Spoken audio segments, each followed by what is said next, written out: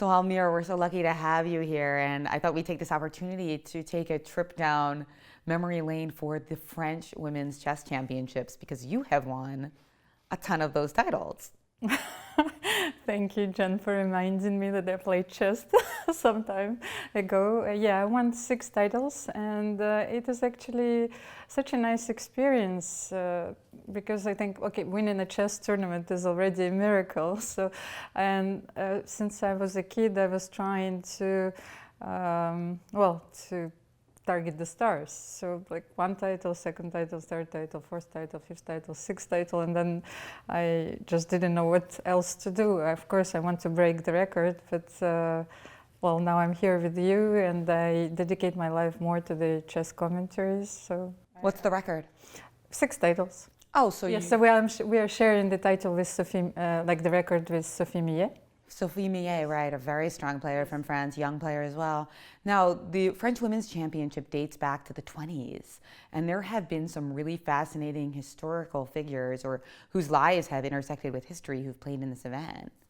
Well, actually, I've met one of those figures, the legendary Madame Shahade de Silence, and she was such a great lady, as we say in French, la grande dame. Mm-hmm. And she won her first French title, women's title, when she was 17. And actually, then she decided to never play it again, and she dedicated like her life, to chess and playing national, championships, open championships. So this is one thing we share with her as well, because like I played those twice. It was tough, but it was a very nice challenge. And she was also the first woman ever to play in the Olympic team, like French Olympic team. So I think this is very inspiring, like for us. And then it was Pia Kramling, I suppose, and then Judith Polgar. So, and of course, the history that was way too short of Vera Menchik. But yeah, this is a great story of the first woman ever to play in the open section of the Olympiad. That's incredible. I mean, of course, you got to figure if Vera Menchik hadn't died so tragically, she also would have played in the Olympiad at some point. But, I think that's just an inspiring story. And you said that she played in the French Championship open section, just like as you did a couple of years. Now tell me, when you had to decide whether to play the opens or the women's, was it a difficult decision, or were you just like, I need to get in there with the toughest players? Well, at the beginning, I was actually playing actually my first French championship was an open one. So it wasn't even a choice, because at that time I was strong enough to compete in these competitions. So I prepared 4 months, because I wanted to be up for a challenge, and actually I did quite good. But I think Madame Shahade de Silence, she played so many of those. She played a lot of strong tournaments as well, and then she also played in the candidates in 1952, like women's candidates. We are certainly going to talk about the women's cycle later. And she was such a role model for so many generations in France.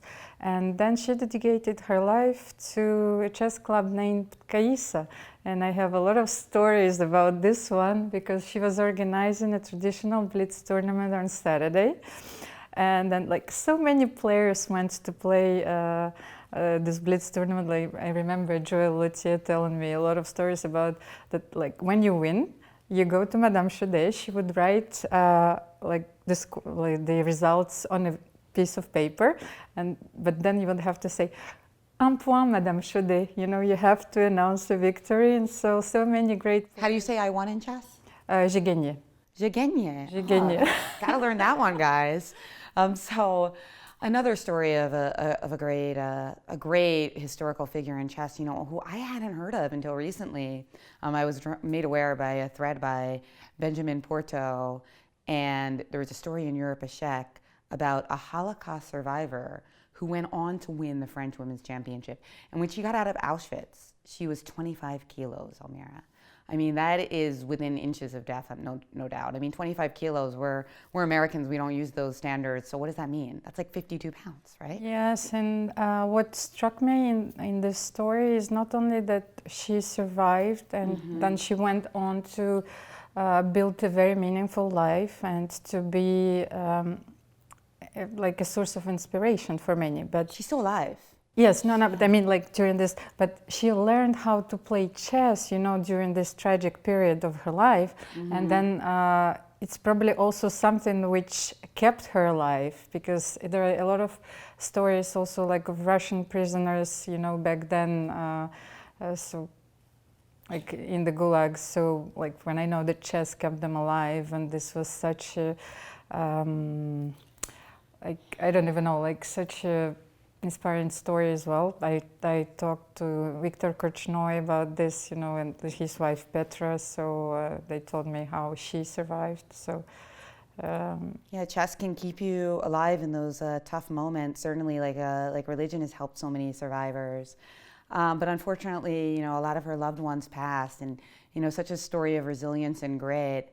I read her autobiography that she did with part of the Holocaust Survivor project, and it was so moving because her parents were so loving, even doting, one might say, just adored her. And you know, she noticed that something was wrong when they picked her up from summer camp, and they didn't give her the normal hugs. They were very preoccupied. And like her accounts are filled with such touching details like that about how on the train to Auschwitz with her mom had a single backpack with her belongings, and in it, unfortunately, her dad had already succumbed to illnesses because, you know, he was in a ghetto and there wasn't any way for him to get the proper medical attention. So in this backpack, she kept Isabelle's report cards, which were of course stellar, thinking that somehow in the camp, like this could be used, you know, to like show I have a very intelligent daughter, you know, and that was not what was awaiting them, unfortunately. you know, this is in a way such a tragic story, because like we don't have to forget, and this is our history. But on the other hand, it gives us strength. You know, it's exactly the story of resilience, and she became an historic figure of women's chess. You know, and she went on winning the French championship. And isn't it cool that like this incredibly inspiring survivor, like you won the same title as she did? Like, because I won a couple U.S. Women's Championship, and there's this great lady, Sonia Graf, who also won, and I just find that really cool. Like that's the history of chess that you can associate with these grand figures in history.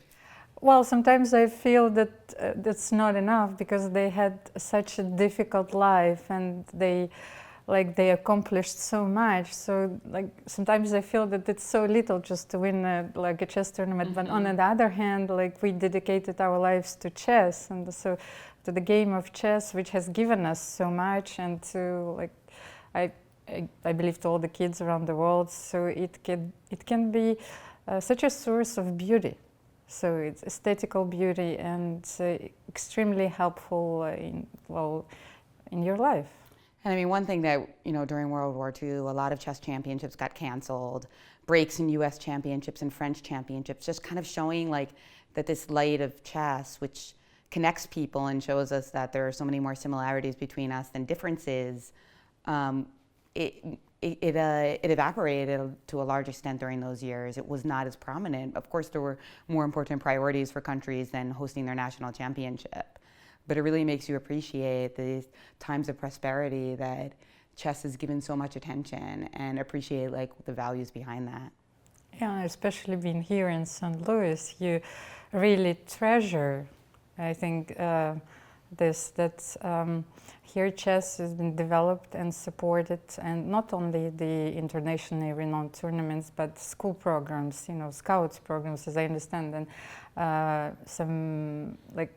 What was the last event? It was the police academy and kids, you know. So chess is a real educational tool, and it's also a game which federates. I think like anyone can play, and that's the most important. So, and girls can play it. That's like, I remember when I started to play chess, I was alone, and boys were around me, so I had to fight, you know, for my survival on the board, and that built my character. So that's it.